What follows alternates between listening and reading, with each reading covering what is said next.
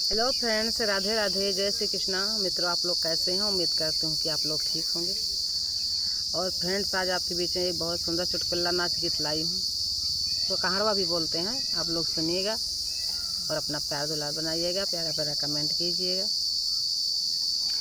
कि रूमलियों में चार फूल चारों की नारी, रूमलियों में चार फूल चारों की नारी,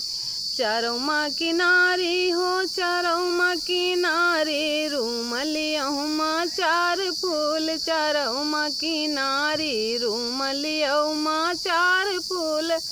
चारों माँ की नारी, अपने ससुर जी के बहुतई दुलारी, अपने ससुर जी के बहुतई दुलारी, ससुइयो कई लाख डांट अकील बुलानी, ससुइयो कई लाख डांट अकील बुलानी, रूमलियो माँ चार फूल चारों माँ की नारी, रूमलियो माँ चार फूल चारों माँ की नारी, अपने जेठ जी की बहुतई दुलारी, अपने जेठ जी की बहुतई दुलारी, जेठनियाँ कही लाग डांट अकील बुलानी, जेठनियाँ कही लाग डांट अकील बुलानी,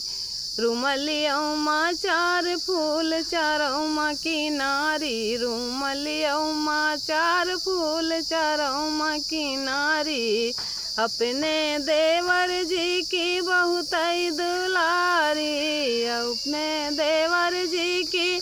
बहुतई दुलारी, दौरनिया कई लाग डांट अकील बुलानी, दौरनिया कई लाख डांट अकील बुलानी, रूमलियो माँ चार फूल चारों माँ की नारी, रूमलियो माँ चार फूल चारों माँ की नारी, अपने नंदेऊ जी की बहुतई दुलारी, अपने नंदेऊ जी की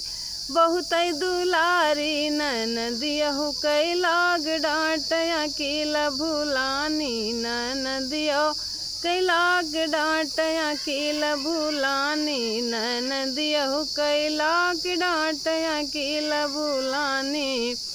रूमलियो माँ चार फूल चारों माँ की नारी, रूमलियो माँ चार फूल चारों माँ की नारी, चारों माँ की नारी हो चारों माँ की नारी, रूमलियो माँ चार फूल चारों माँ की नारी,